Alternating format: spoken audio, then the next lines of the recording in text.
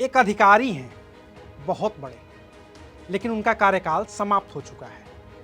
फिर भी मोदी सरकार चाहती है कि उस अधिकारी के कार्यकाल को विस्तार दिया जाए। सुप्रीम कोर्ट बार बार मना कर रहा है, सरकार बार बार मिन्नतें कर रही है। सुप्रीम कोर्ट कह रहा है कि क्या एक ही अधिकारी काबिल है और बाकी सब नाकारा, तो सरकार कह रही है कि बस कुछ दिन और उस अधिकारी को पद पर बनाए रखें। तो आखिर उस अधिकारी में ऐसा है क्या जिसके लिए मोदी सरकार बार बार सुप्रीम कोर्ट से मिन्नतें कर रही है?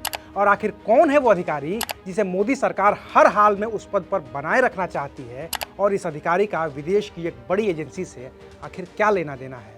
आज बात करेंगे इसी मुद्दे पर। नमस्कार, मैं हूं अविनाश और आप देख रहे हैं अनकट। अब और कोई बिना लाग लपेट किए आपको बता देता हूं कि उस अधिकारी का नाम है संजय मिश्रा, जो फिलवक्त प्रवर्तन निदेशालय यानी कि ईडी के डायरेक्टर हैं।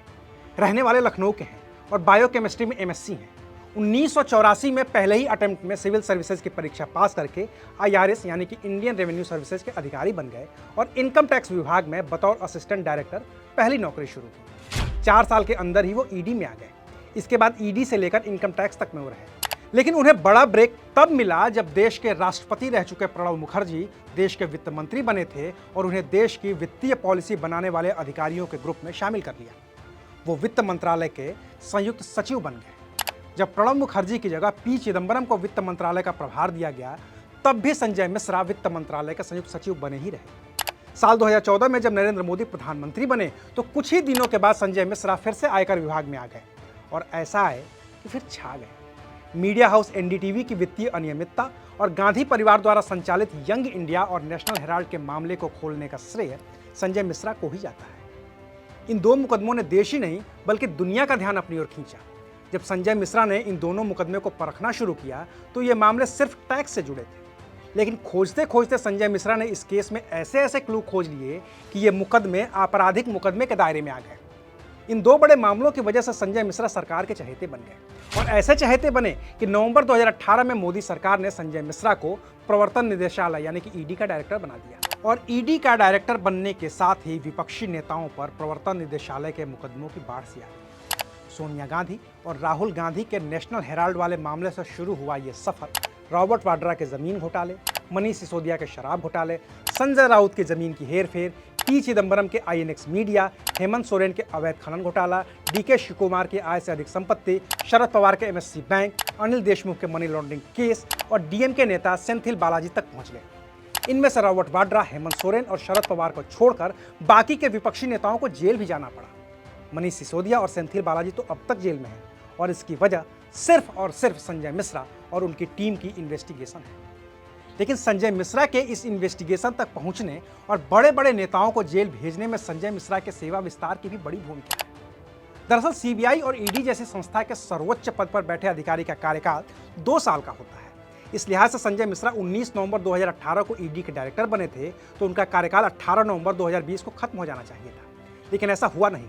कार्यकाल खत्म होने से ठीक पहले मोदी सरकार ने संजय मिश्रा को 1 साल का सेवा विस्तार दे दिया, यानी कि संजय मिश्रा का कार्यकाल बढ़ाकर 17 नवंबर 2021 तक कर दिया।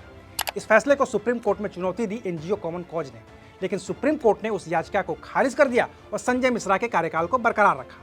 लेकिन उसी फैसले में सुप्रीम कोर्ट ने यह भी कहा कि अब संजय मिश्रा को आगे कोई सेवा विस्तार नहीं दिया जाएगा। लेकिन संजय मिश्रा का कार्यकाल खत्म होने से ठीक पहले केंद्र सरकार एक अध्यादेश लेकर आ गई और इस अध्यादेश में यह साफ लिखा था कि सीबीआई और ईडी जैसी संस्था के डायरेक्टर के कार्यकाल को 5 साल तक बढ़ाया जा सकता है। और इस अध्यादेश के आधार पर केंद्र सरकार ने संजय मिश्रा के कार्यकाल को 18 नवंबर 2023 तक बढ़ा दिया।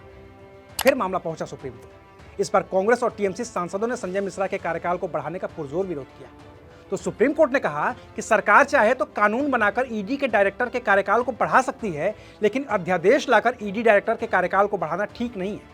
लिहाजा संजय मिश्रा को 31 जुलाई 2023 को ईडी डायरेक्टर के पद से हटना होगा। अब 31 जुलाई आने वाली थी, संजय मिश्रा का कार्यकाल फिर से खत्म होने वाला था, तो केंद्र सरकार एक बार फिर से सुप्रीम कोर्ट पहुंच गई और कहा कि संजय मिश्रा के कार्यकाल को कम से कम 15 अक्टूबर तक बढ़ा दिया जाए। और इस बार केंद्र सरकार ने हवाला दिया उस अंतर्राष्ट्रीय संस्था का जिसका जिक्र मैंने आपसे वीडियो की शुरुआत में किया था। केंद्र सरकार ने सुप्रीम कोर्ट से फ्रांस में बने संगठन एफटीएफ यानी कि फाइनेंशियल एक्शन टास्क फोर्स का हवाला दिया। ये ऐसी संस्था है जो सदस्य देशों के टेरर फंडिंग और मनी लॉन्ड्रिंग जैसी गतिविधियों पर नजर रखती है। G7 देशों की पहल पर 1989 में फ्रांस की राजधानी पेरिस में इस संगठन को बनाया गया था। साल 2006 में भारत ऑब्जर्वर के रूप में FATF में शामिल हुआ और 2010 से ही भारत इस संगठन का सदस्य देश है। अब FATF करता यह है कि अगर कोई देश टेरर फंडिंग या फिर मनी लॉन्ड्रिंग को खुद से नहीं रोकता है तो ये संगठन उसे शुरुआत में ग्रे लिस्ट में डालता है, और फिर भी वो देश नहीं मानते हैं तो टेरर फंडिंग और मनी लॉन्ड्रिंग जारी रखते हैं तो संगठन उसे ब्लैक लिस्ट कर देता है। इसकी वजह से उस देश को दुनिया के दूसरे देशों से व्यापार करने के अलावा अंतर्राष्ट्रीय संस्थाओं जैसे IMF, वर्ल्ड बैंक या फिर एशियन डेवलपमेंट बैंक से कर्ज लेने में भी दिक्कत होती है। तो भारत भी इसी संगठन का एक हिस्सा है और भारत ने अपने लिहाज से इस एजेंसी यानी कि फाइनेंशियल एक्शन टास्क फोर्स को कुछ सलाह दी है और सुझाव भी दिए हैं। अब FATF की एक टीम भारत के सुझावों की समीक्षा कर रही है। सरकार का सुप्रीम कोर्ट में यह दावा है कि यह समीक्षा 5 राउंड में होती है और संजय मिश्रा की मौजूदगी में भारत ने 4 राउंड क्लियर कर लिए हैं। अब 5वां राउंड बचा है जिसके लिए FATF की एक टीम भारत आ रही है जो 3 हफ्ते तक रुकेगी।